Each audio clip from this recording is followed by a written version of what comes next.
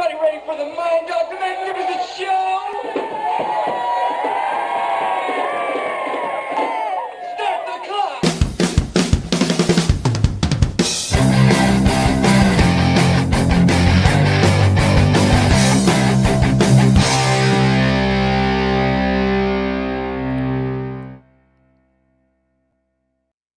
And welcome, my friends, to yet another episode of the Mind Dog TV podcast. I'm Matt Now. Thanks for coming. It's great to have you here as always. Today, we're going to talk about leadership with somebody who is known as the CEO Confidant.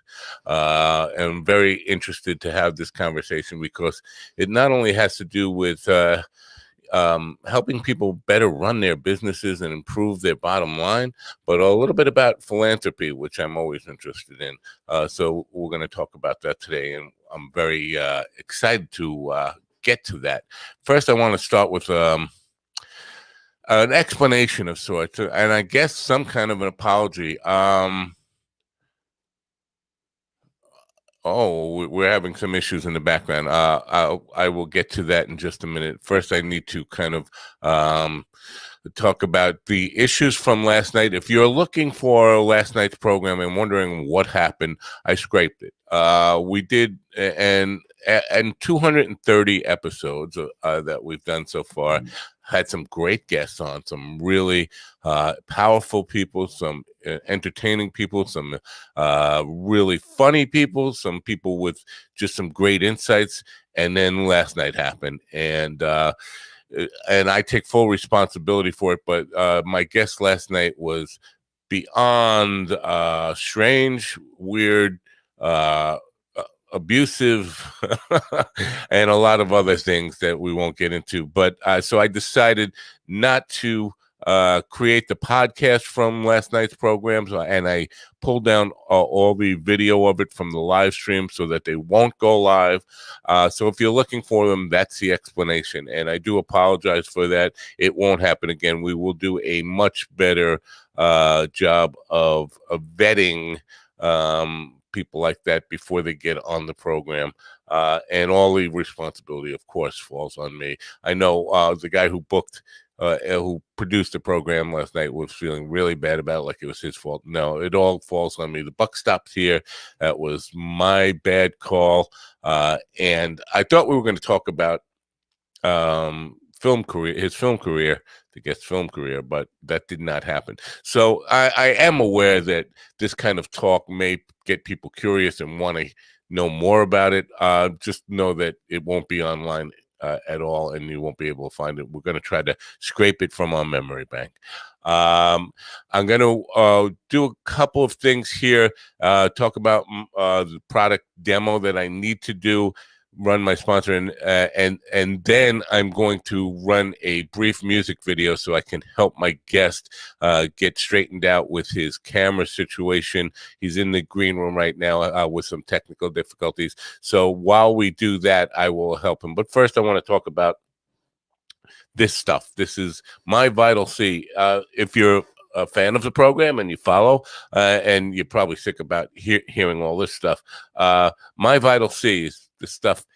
Is Chris Burris was with me a couple of weeks ago, and he's from SES Research, and we were talking about his new product, my Vital C, that it's not really a new product. It's been out since 2013. But the bottom line is, while he was a grad student in 1991, they discovered this carbon molecule and did some toxicity testing on lab mammals, and found out that not only was it non-toxic, but it increased the lifespan of the lab mammals that were tested 90% or more, without any tumors, without any side effects whatsoever. And so it went through rigorous testing before the FDA could approve it for human consumption in 2013. And humans have been using it since 2013. And so the claim is now that it can increase your lifespan by as much as 90% or more, which of course is an extraordinary claim. And we don't have any 140-year-old humans walking around that we can use to kind of validate that. So that's an unusual claim. And I said, I'm skeptical about it. And Chris said, well, here's the deal. Why don't you try it? I'll send you a bunch. We can try it for free. Have me back in 6 to 8 weeks, and we'll discuss your results. So I've been doing it now. Just today is my 15th day. Oh, we see my guest has got his camera worked out, so we won't have to run that music video after all. So I told him I would be willing to try this stuff and share my results. I will tell you this: I had 13 days of very positive results, and then yesterday hit and not so positive results. I was actually very burnt out yesterday, but for those 13 consecutive days, I had a lot more energy, was sleeping better. The reason I'm doing it on air is simply this, to hold myself accountable, to present it to you, so we have proof that I'm doing it every single day, so that when he comes back on October 29th, we can review the results, knowing full well that I actually did what I said I would do and try it twice a day, every day until he comes back. And so far, the results have been good, except for one day. I can't say anything about the longevity claims that are being made. Obviously, I'm not going to be trying this long enough to say, well, it's going to help me live longer. But I will tell you, it has improved the quality of life somewhat. I've been more energetic, sleeping better, and all that stuff, except for yesterday. So here goes. I'm going to do this really quick and get rid of it. The one thing, I was taking it with a shot of water, chaser. The one thing I will recommend to him when he comes back, is that we got to do something about making it taste better. You know, they can make cough syrup taste better for people who have a tough time with cough syrup. They should be able to do something with that because it's god awful. My sponsors today, FundWise Capital, a business lending platform. They're a lender matching platform that gets you the best credit lines guaranteed. You can apply online in 60 seconds or less, and there's no effect to your credit to see how much you can get. Use the funding for anything you need to start or grow your business. That's right, I said start or grow your business. If you don't have a business yet, but you got a solid business plan, they can help you get funding to get your business started. Get the best funding you can qualify for. Their strategic lending matching platform searches through hundreds of lenders to find the best possible options for your unique situation. They have hundreds of 5-star reviews on Google, Trustpilot, and Facebook, and an A+ rating with the Better Business Bureau. They provide unsecured lines of credit at 0% interest for 9 to 15 months, unsecured term loans, loans based on your income, short-term gap funding, or bridge loans. They work with real estate, startups, as I mentioned, franchises and restaurants, any kind of businesses, any kind of project. To get started, it's really easy. Just go to apply.fundwise.com/minddog. That's apply.fundwise.com/minddog. The links will be in the description as always, and I do appreciate you patronizing my sponsors. I hope I get this name right because my guest was having some difficulties, and I haven't had the opportunity to ask him the exact pronunciation of his last name. I am going to take a guess here, and if I get it wrong, I'm sure he'll correct me. Angel Ribo, known as the CEO Confidant, is an influencer, international TV host, public speaker, CEO consultant, board member, and a philanthropist. In the last 25 years, Angel has empowered more than 1,500 CEOs in 33 different countries. He was born in near Barcelona, Spain, and has lived in 8 countries and speaks 5 languages. It's my privilege to introduce him to you. Ladies and gentlemen, please open your ears, open your minds, and help me welcome in Angel Ribo. Thank you. Thank you very much. That was a pretty thoughtful introduction. Thank you so much for being so kind and so patient. Not only to you, but obviously to your audience. Thank you. Did I get your name right? Oh, absolutely. You did. Oh yeah. Good for me. Good for me. I'm happy about that. Totally. You must be pronouncing Spanish names of Catalan people like every single day on your show. That and a whole bunch of other stuff. You know, people from all over the world, and sometimes I'm scared just by reading them. I get names without any vowels in them at all. So Totally. my greatest fear, and I hate to disrespect people by getting their name wrong, and so it's good to know I got it right. So thank you, and thanks for coming here. No, so absolutely.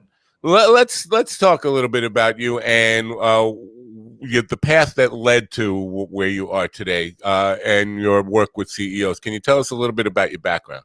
Yes, absolutely. So basically, let's say since I was a kid, although my mom and dad had very humble origins, they always wanted me to learn foreign languages, and I think that was the most important thing that happened in my childhood was that I was taking French lessons because at that side of Spain we were so close to the French border that we were all learning French in the school. But also at the same time, mom and dad wanted me to take English lessons on a private academy in the afternoon, in the evening. So I started to do that, and fast forward, I found myself that I wanted to have a better, professional future, and Spain wasn't enough. Spain wasn't enough. I wanted to. I had been using my French and my English for some, clients here and there, but I said I really want to have an international career, and I decided actually to accept a job in London. And that was definitely the start of my international career, but also the start, I would say, of my business development career. So I started working for, interestingly enough, an American company based in London. And I started to serve many different customers in different European countries. I was communicating with them in French, in Portuguese, in English. I was dating a German girl at that time, so I was actually using even German. So, I was always like using different languages.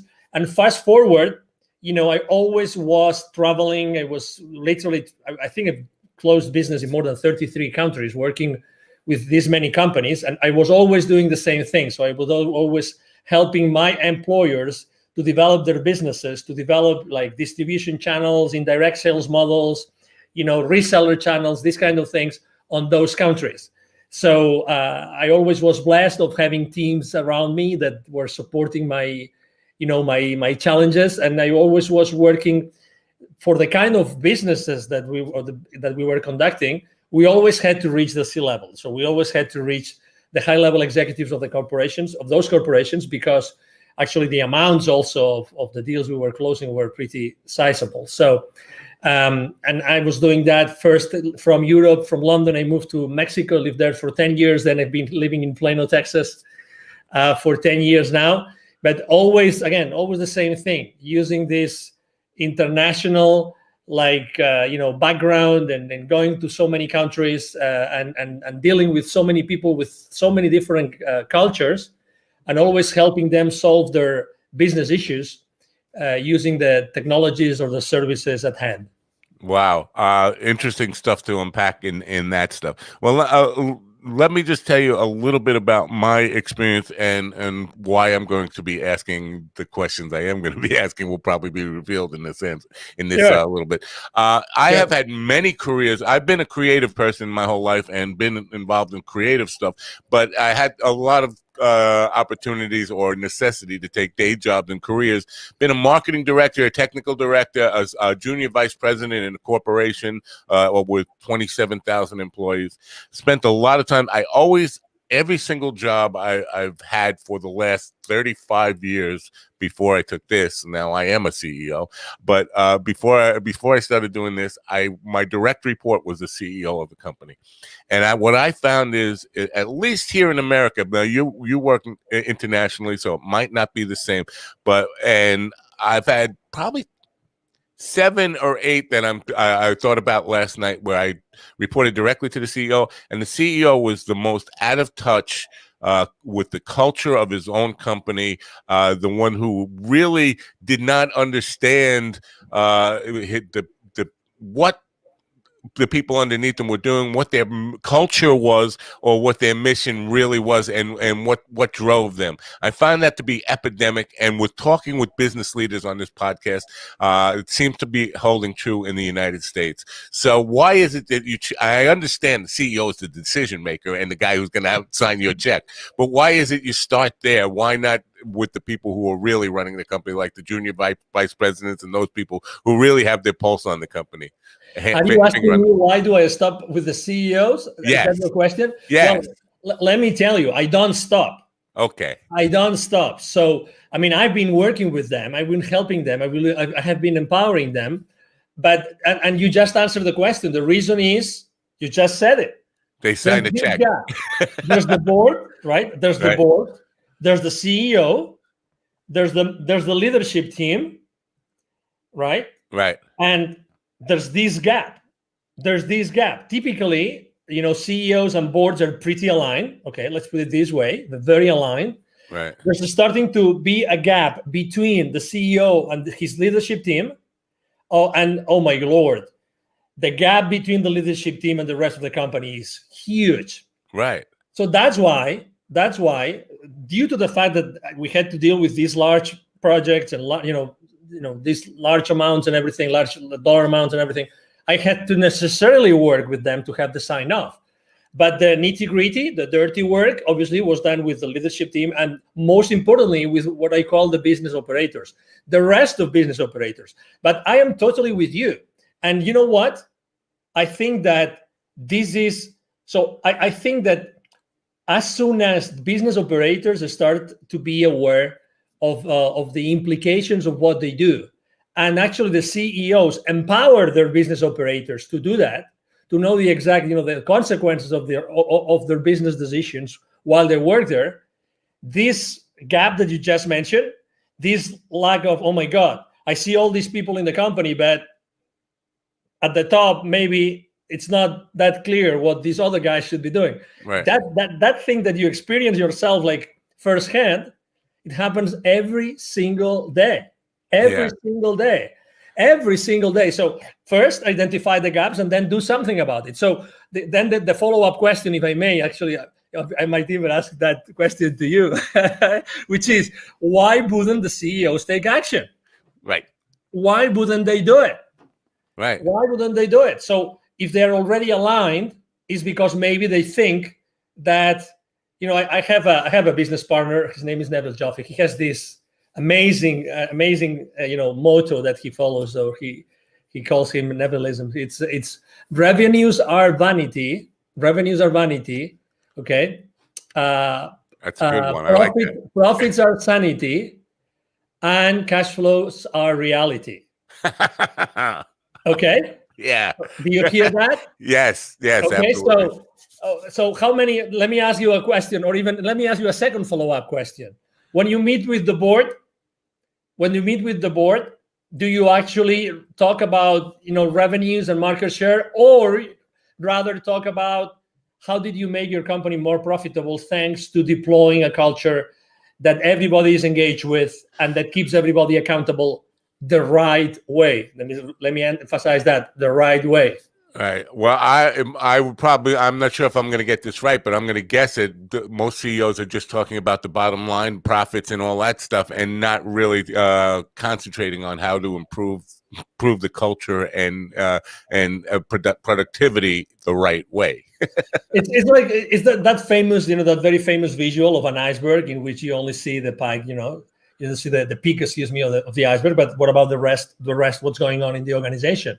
Right. So there's a lot of things going on in the organization, a lot of things. And actually, right now, with everything that's going on in the world, with all this, with the current state of affairs, I think that most of those inefficiencies, most of these issues are coming to the surface.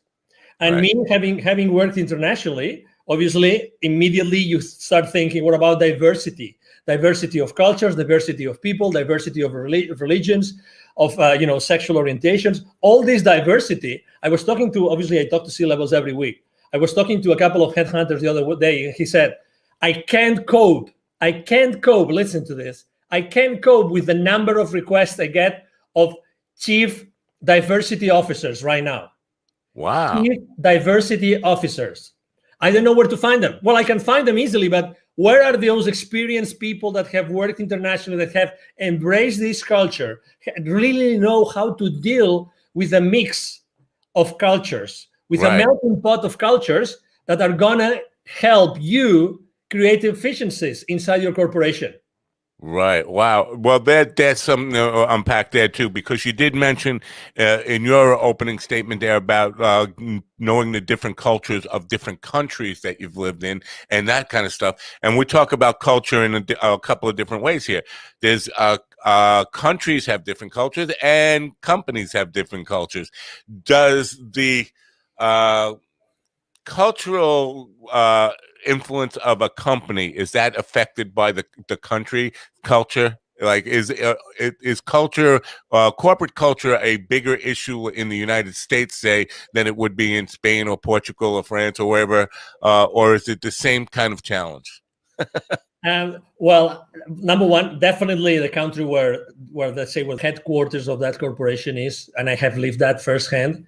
The country of the health where the headquarters of this company is definitely define the culture of the entire organization.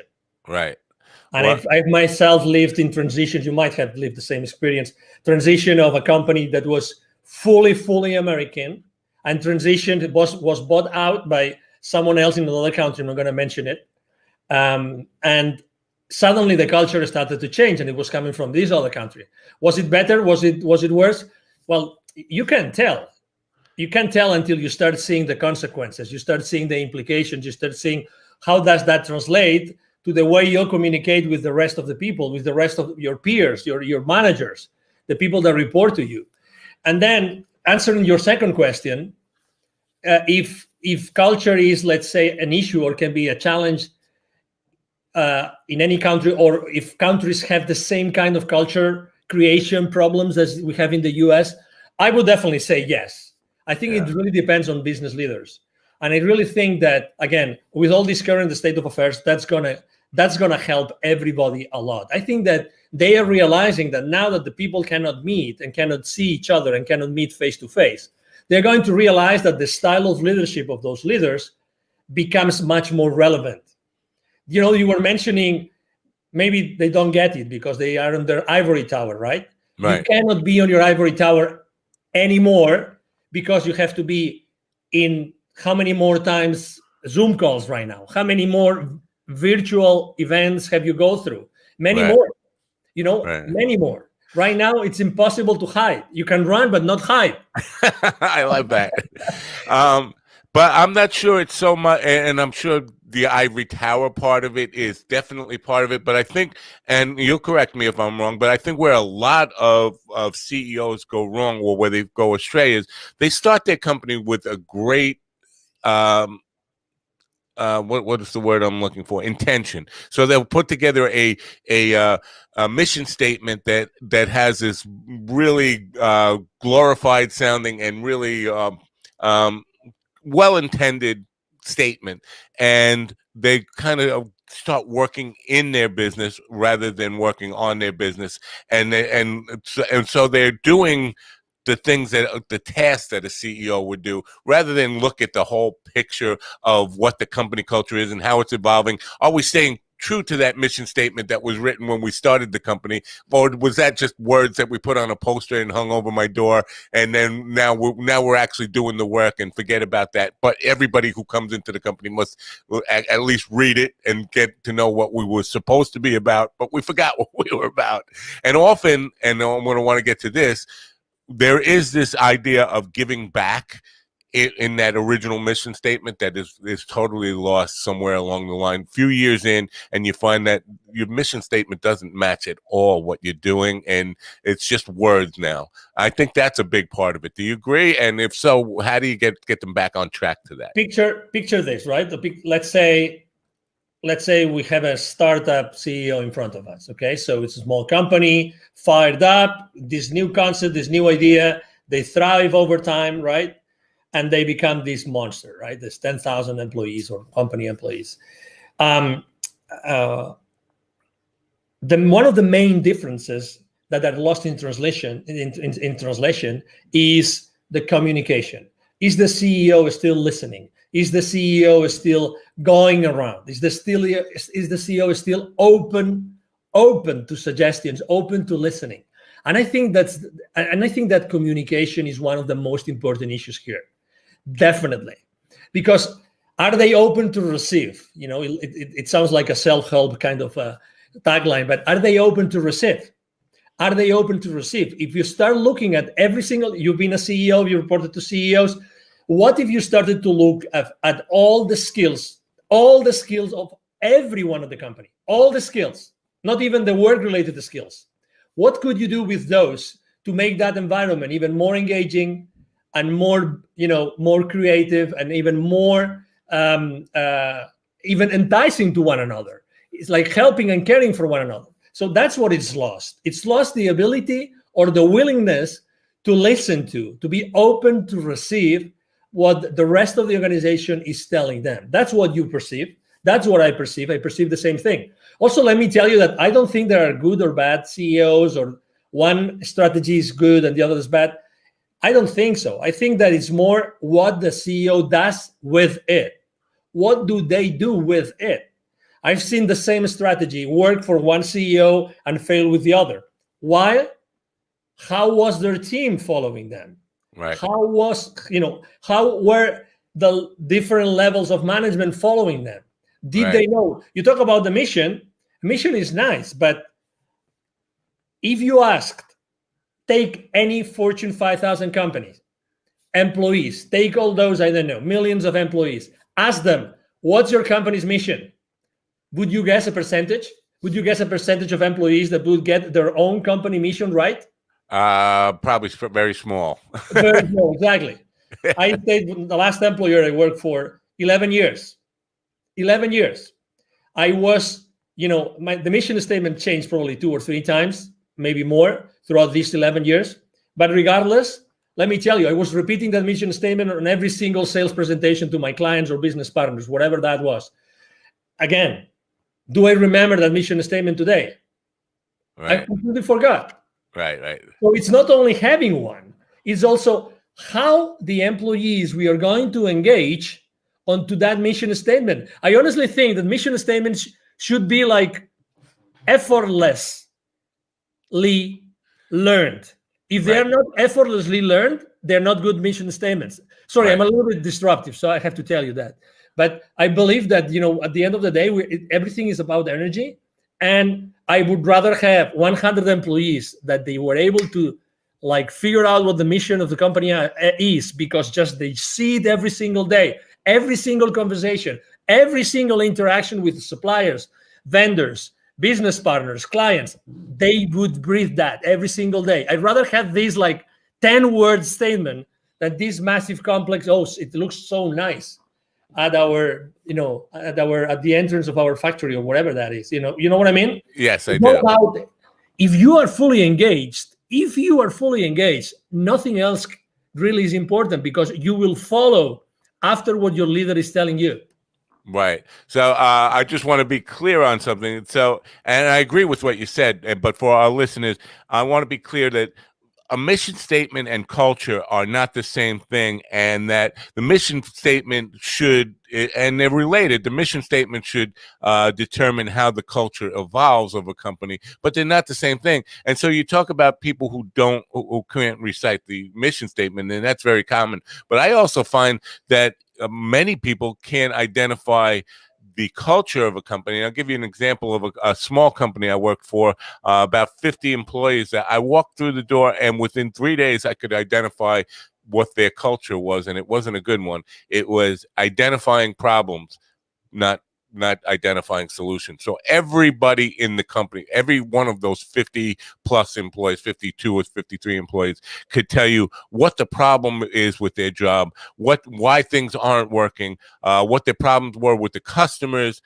Nobody was talking about solutions. And when I went to the CEO and I said, you have a culture problem here, he looked at me like I had 2 heads, like, I don't know what you mean by that. And I said, well, your company's culture is identifying problem based. That's what it is. And so there's no moving forward in that. There's no solution based people here that are looking at something and saying, here's how we solve this problem. You have 50 people, and identifying problems is easy. Anybody could do that. You want people who are solution based. So that is common. So identifying being able to recite the mission statement is nice, but identifying your own company culture is even more important, don't you think? Oh yeah, I agree totally. What I was trying to say is that there's this disconnect, right? How many hundreds of thousands or millions of dollars have been spent just in our country hiring someone to come up with a wonderful mission statement? Would you agree with that? Yes. Yeah. So I guess there's a reason to do that, right? I mean, I guess there's a reason, because, we want to make sure it's the most, people get excited about it, and everybody, is behind this mission statement. But again, at the end of the day, it doesn't have a real impact in the company. But Right. I agree with you completely. I mean, culture is something which is more difficult to create. It takes time. It's built every single day with every single thing that happens inside the corporation or inside the company, even if the companies are small, and that determines your willingness to be there or not. You said you just joined, you identified the culture, you went to the CEO, you told him something. Well, let me tell you, you were really lucky, because he or she could have told you, I didn't hire you to do this. Right, right, yeah.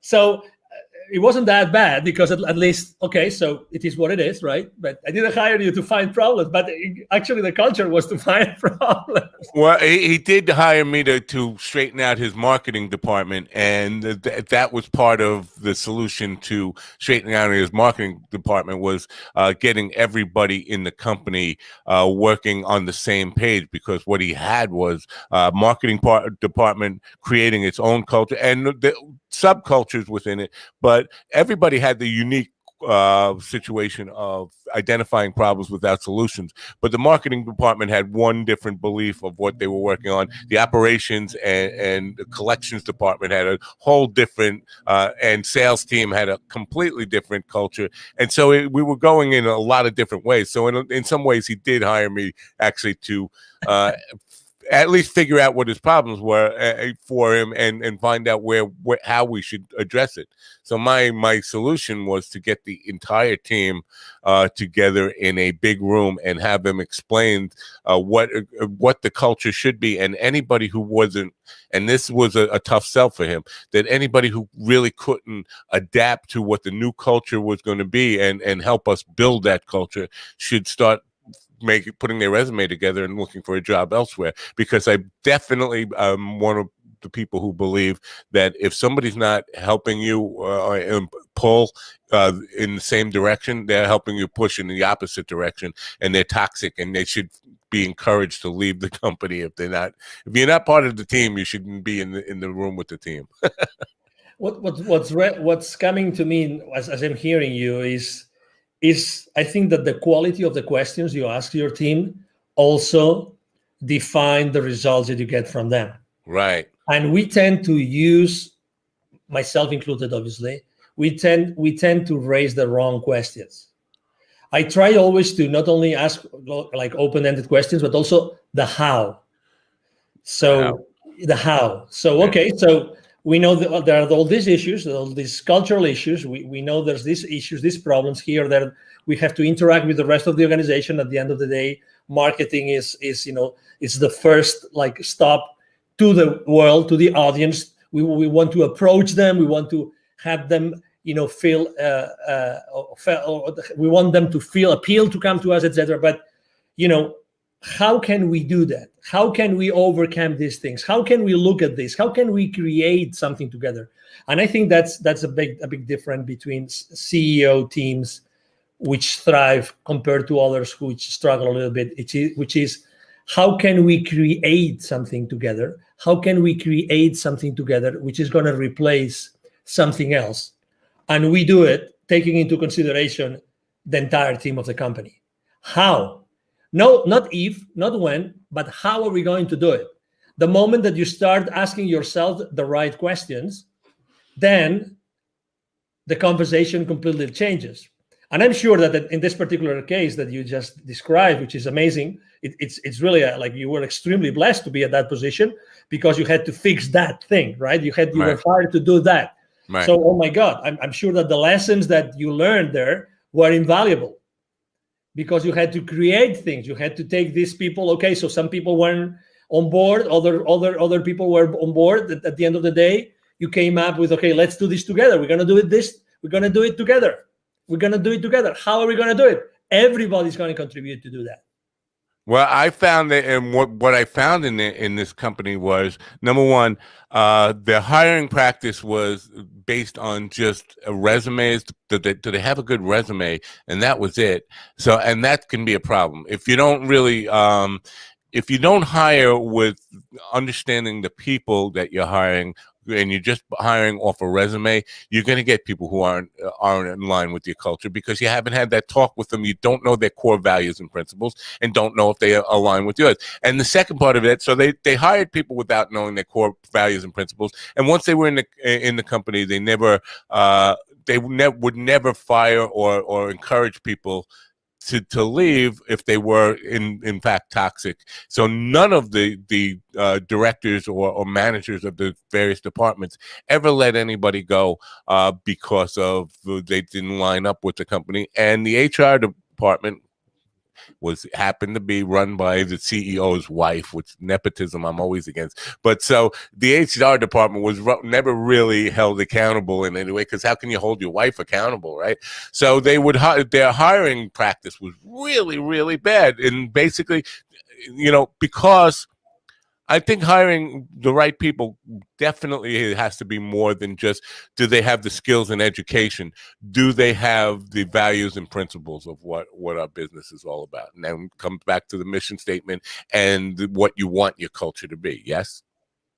And honestly, I always think that one time someone asked me, okay, so if you have to give one advice to one CEO, what piece of advice would you give that CEO? And I ask, can I choose a single CEO? And that person told me yes.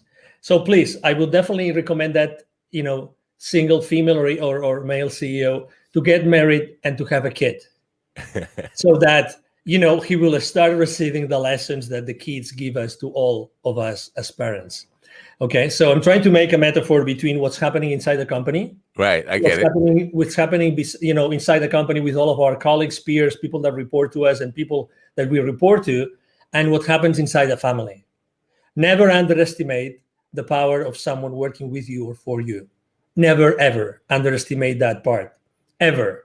Because there's always something that can happen. There's always some experience, some part of the creation process that you are undertaking with them to create, in this case, for instance, a new marketing strategy that can change this, can change the future for that company forever. So I see the same thing. So I understand it's true. I mean, not every company is hiring, for attitude, let's put it this way. How important is the attitude? If someone is willing to change, if someone is enthusiastic, if someone brings to the company every single day, they're pumped, they're fired up. Let's do it. I make mistakes, but I move on. I respect everybody. I honor the support I get from everybody.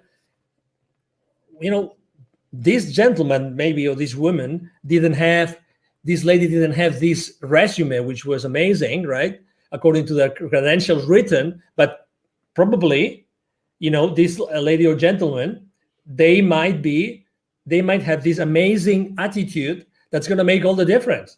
Right. And you know that when you have your team meetings, right? You have your team meetings and you have plenty of people around your table. How important is the excitement? How important is, yes, we're going to do this. Come on, we're going to have a great meeting today. And you talk about your wife, your dog, your weekend, your whatever that is. This is really, and again, this is something I'm seeing today. I think that we have to bring our personal life more into our business world. Listen what I'm saying. I agree. Yes. Honestly, I mean, even if we are now working remotely, it doesn't matter. Hey, we are human beings. Why do we have to leave our human personal life out the door when we get into the building, our company building?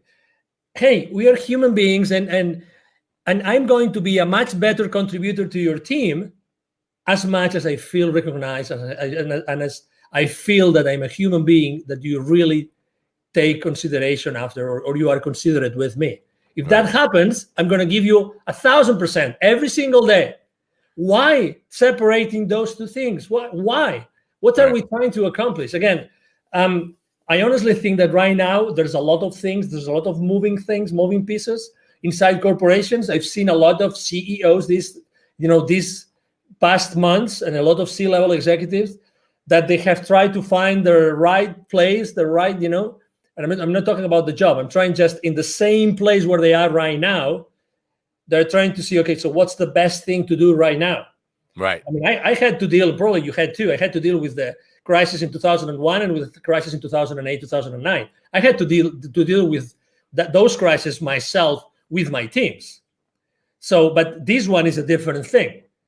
So people, regardless of how powerful their companies are, they're human beings, and they're still figuring out what is going to happen in the future. How are we going to have to handle this? Human relationships remotely, all these things. And I think that this is already starting to happen, which is, again, the separation between the personal world and the business world is going to be non-existent. Really. Right. It's going to be non-existent. I think that's a great bridge to the next thing that I want to talk to you about, because I know that you practice what you preach in this idea of giving back and philanthropy. And I think when you do that, when you include philanthropy as part of your company culture, you get people who have passionate about causes in their personal lives, now putting that energy of that passion from whatever the causes are into your company and help building. Can you talk about that? Totally. And not only that, because imagine that that some of your direct reports or colleagues or even supervisors, that they're going through something which is really hard for them. Right. Right now, for instance, death is on the news. Like, death is everywhere. Right. Someone that is suffering from something. So just having a reconforting conversation with someone can make a big difference. Just this small conversation, 30-second conversation. Hey, I don't know what's going on. I perceive that something is wrong. Hey, I'm here. Even if it's your boss, why not? Why not? I'm here to support you. I'm here to be there with you. So again, become more human.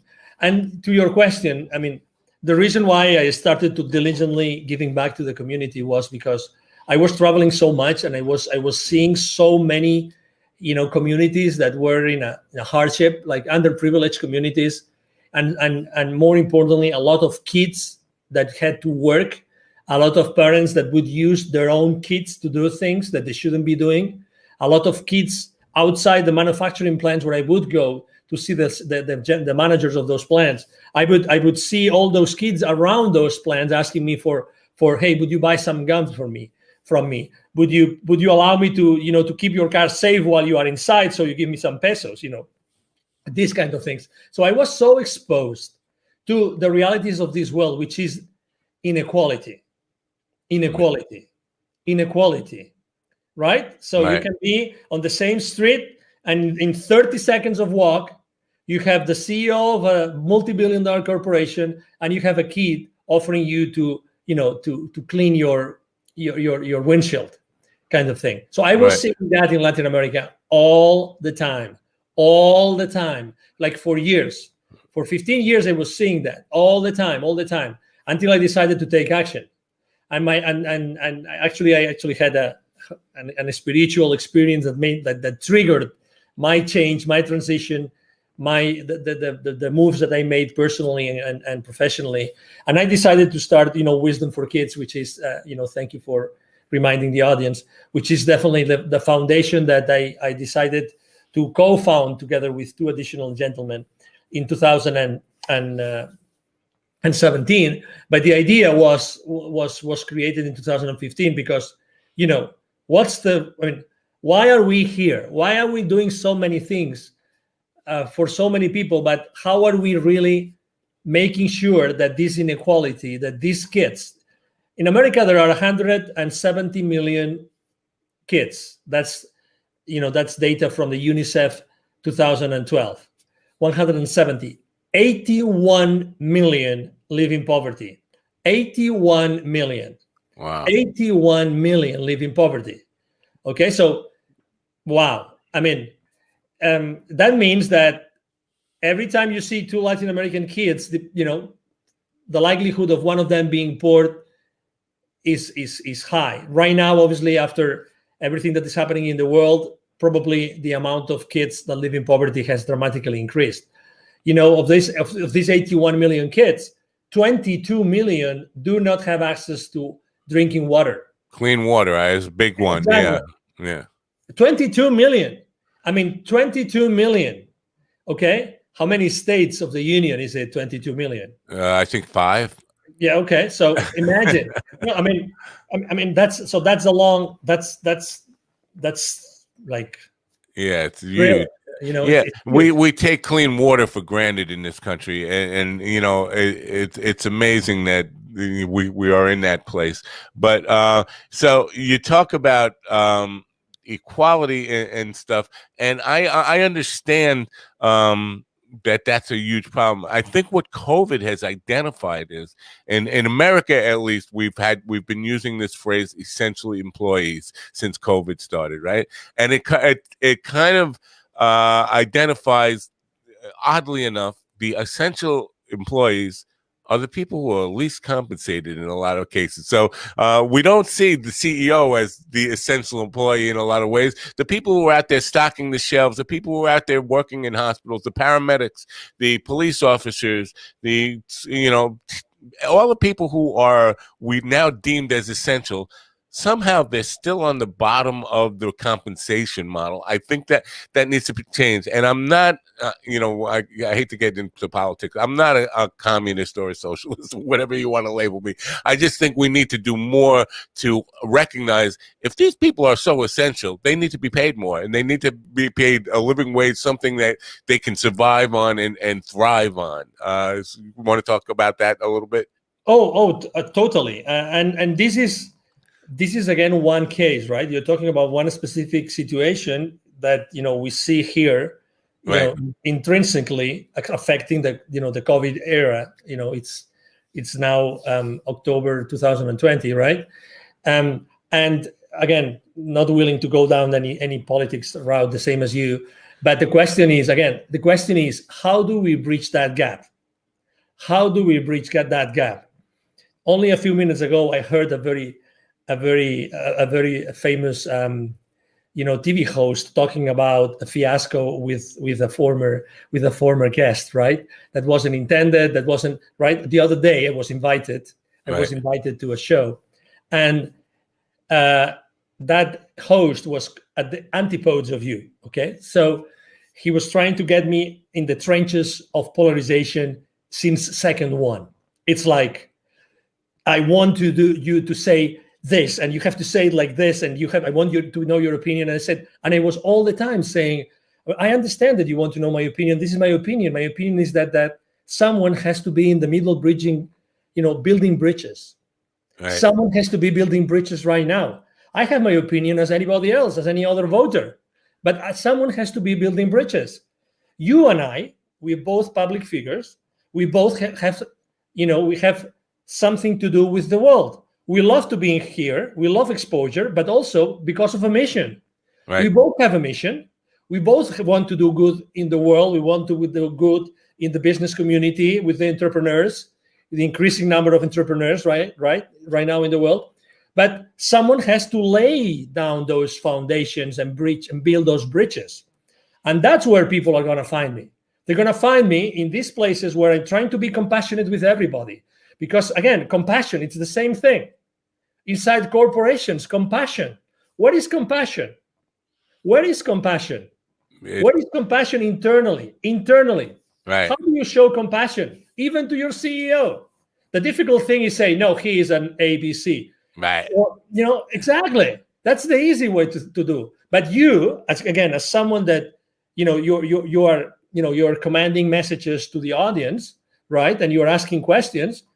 You know that you're changing the world. You know that there are people listening to this conversation right now, and they're saying yes, or they're saying, oh, interesting. Oh, I didn't think of this that way. And then you would have served the purpose of your show and of your life, right? Right. So that's exactly what is our, I think that's our, like our commitment and our role in our lives is to really be the main characters of our lives. Be the main character of your life. Don't get sidetracked because it's so easy. Hey, take responsibility of your life in the sense that be yourself, wherever you stand in the political spectrum, you name it, be yourself. Right. Be yourself. Do your own research. Stand up for what you think. Right. Be yourself. Don't allow yourself to be grabbed to the left, to the right, to the up, or to the down. It doesn't matter. Right. You know, that's why, and that's why obviously I mean every time I have the opportunity of being able to answer questions like yours, I'm so thrilled. Well, I would call what you just described being authentic. That's how I would label. Be authentic. And there is a great power in that, I think. But earlier you and I forget what we were talking about, but you said it sounds like a self-help type of phrase, and I forget what the phrase you were alluding to. But I think there's first of all, I think there's a big influence of what we self-help stuff in business right now, and what really I find refreshing about you is that you're not calling yourself a coach. The CEO Confidant. I'm hearing from so many people who label themselves business leadership coaches and things like this, and I think we get to the point, and that's a self-help term, and we get oversaturated with that. I think we're seeing an influx of too many people who want to be coaches and we're losing enough people to coach, if that makes sense. So we have so many people who are you know what, I don't want to work anymore, I just want to teach my knowledge, and I want to share my knowledge and be a coach rather than actually produce anything. And I think that's a tipping point where we're kind of getting close to. So talk about why you kind of steer away from that new agey kind of language in what you do. Yeah, obviously I've made that mistake myself. I've sinned. Okay. So, all right, but yeah, not anymore. I mean, I don't call myself. Other people call me that because I was just being myself, and being authentic, and I had some other people that were following me, and I was blessed to do that the same as you, right? Right. But it's the other people who have to decide if that's a role and their concept of that of the word coach resonates, or is me, or it's not. In reality, I think that the most important thing is always to be yourself consistently, so the other people can learn and decide if they want to learn from you or they want to follow you. If they feel satisfied, they feel happy, they feel comfortable being with you or following you, let's say. So right. Are there a lot of people calling themselves coaches and maybe they're not coaches or they don't know what they do? I mean, I've been there. I've made mistakes. I've been fragile. I've done lots of things that they should have never done. And obviously a lot of people right now need to make, their ends meet, right? They have to have their ends meet, and they have to teach and everything. But I'd rather be teaching. I'd rather be teaching and training, let's say, than being coaching. Although I recognize that asking questions is the most powerful way to get into someone or something.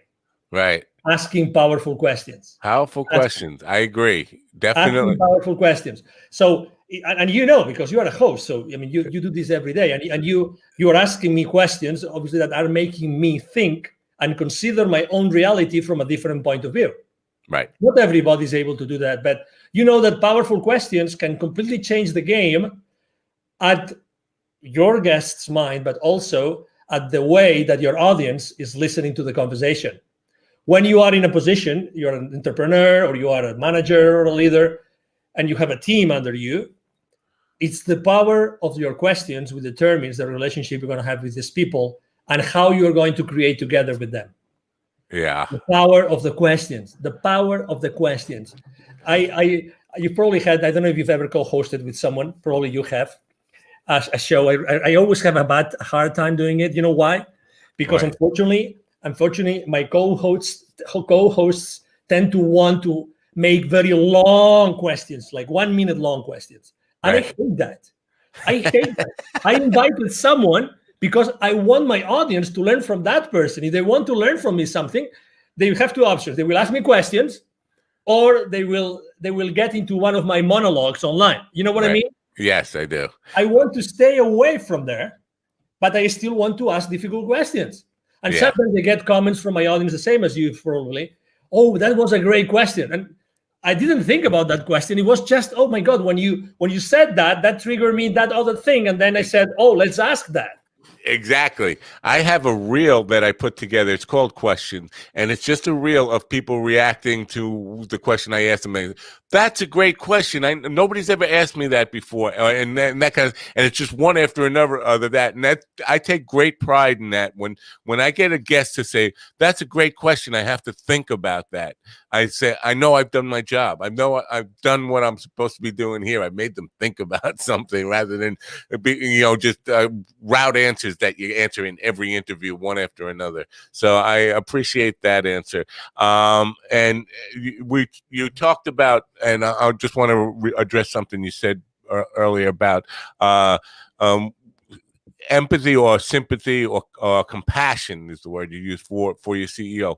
Somebody who was on about 2 weeks ago, I guess now, said to me that she was reading off statistics, and she said 71% of people working in America said they would take a pay cut if it meant they get their CEO fired.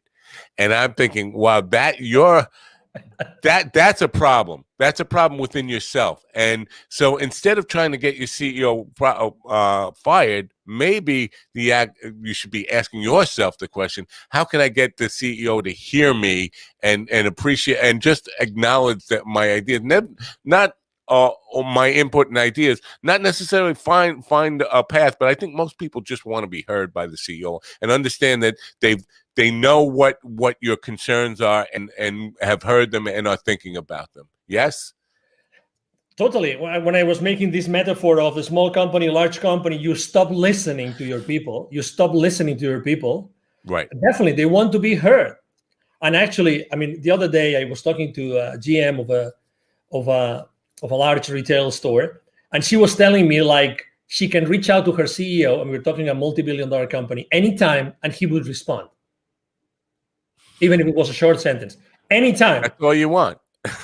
Anytime. But also, let me tell you something. I mean, CEOs are so fragile as we are. They are human beings as we are. They have had the experience they have had, and they have learned what they have learned. Okay, so I think that also compassion is a two-way street. So what if the problem is that, I don't know, this CEO doesn't have a good communication team. Maybe Right. that CEO doesn't know how to communicate properly. There's a lot of things. Again, we are in a fast world that do not allow us to stop and think. So what are the reasons why this CEO is doing that, right? So I think there's a two-way street. And again, I'm not here to defend anybody. What I'm trying to say is, I get you. oh my God, we are always burning bridges. Why not taking some more time to try to build one or try to understand the other position, which is exactly why we're not looking, we're not watching news, we're not going to social media, blah, blah, blah, whatever, Are we really making an effort? I mean, you could conduct a survey. I'll try to do the same thing. How many good friends of yours are not friends of yours anymore since COVID started for any reason? Oh yeah, probably 10. How many? Yeah. How many? Okay, Yeah. so, and I don't want to mention any name or any Right. public figure, but oh my God, we Yeah. are allowing this to happen. We Right. are allowing ourselves that to happen, and probably one of those 10 or my 10. Oh my God, we've had so many great times together. Having a blast doing something, going to a game, going to a party, going to a meal, whatever. But now everybody's so entrenched that no, that's impossible. Oh, come on, give me a break. Yeah. Give me a break. Give yourself a break. If you and one of these 10 or one of these 10 and me, of my 10 and me, we were one-on-one, it would take 5 minutes to solve that difference that has made us not being as good friends as we were before. Right. So things are much more simple. So that's the same thing that happens inside corporations. You were talking about culture. It's the same thing. They don't know any better. So that's why listen, open yourself to listening. Open yourself, and the CEO can obviously open yourself to listen to other options. How can he start building a culture? And look for the help of other, trainers, of other teachers, of other CEOs, of other people that have done this consistently with good results. Are you an optimist? Oh, I am totally. Good. It's good to hear. I like when people don't even hesitate with that question, and they come back with. Usually, it's they don't hesitate and they come back with, "I'm a realist, not an optimist." But I appreciate an affirmative, quick answer, no matter what. So I have your link follow up on the screen. I'm thinking that's the best way for people to Yes. find out more about you and get involved with you. Well, and it will be in the description, of course. What is the best route for people who want to know more about you or get involved with you? It'll get you involved in their business. Thank you very much. The easiest way is, you see my name here, right? Angel Ribo. So my email address is very easy. It's angel@angelribo.com, which is my first name, last name.com. Angel@angelribo.com. The link that you see here, there, hold on, there. There. Right. Exactly. So the link that you see there actually takes you to all my social media outlets. Right. So you will see what I do on LinkedIn, which I am consistently there. I'm posting every day. But you will also have access to my nonprofit website, to my Facebook page, to my Instagram page. I have a pretty consistent public campaign going on about really sharing good ideas that unite us all, regardless of where we stand. Good stuff. And it's a great way to end this. Angel, I thank you so much for your time and insight today. We're out of time, but I would love you to come back sometime and have this discussion and go a little bit deeper as time allows and your schedule allows. But I really appreciate your time and insight here today. And thank you so much for coming.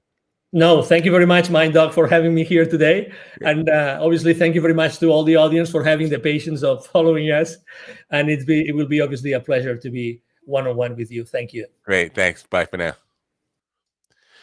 Angel Ribo, my big takeaway from that is listening and building bridges. That's what's gonna be a big takeaway for me from that stuff. I do hope you will check out his link follow where you'll find out all the information from him and his nonprofit stuff is really, really important too, and I hope you will patronize that as well. Hope you got something out of this program today and really will take it to heart. I hope you come back, tell your friends about it, subscribe, go to my YouTube channel, subscribe there, go to minddogtv.com and get on my mailing list so you know when we're going to have great guests on. How else would you know? And questions or comments for me, please, info@minddogtv.com. info@minddogtv.com. Tonight on the entertainment edition at 8 p.m., I have Randall Dean, who is the email sanity expert. And you say, well, entertainment edition, why are we talking about email? Well, first of all, it was convenient to him. I won't lie. The time was just something that he could make. But I do think email, it goes beyond business. It's something we all struggle with. And so I thought it would be appropriate for the general audience to really get a hold on getting more managed email and not letting email just control our lives, but controlling the email, which is a tool for us. So I hope you join me then at 8 p.m. Tonight. Till then, I'm Matt Napa from the Mind Dog TV podcast. Thanks for coming. Have a great rest of your day, and bye for now.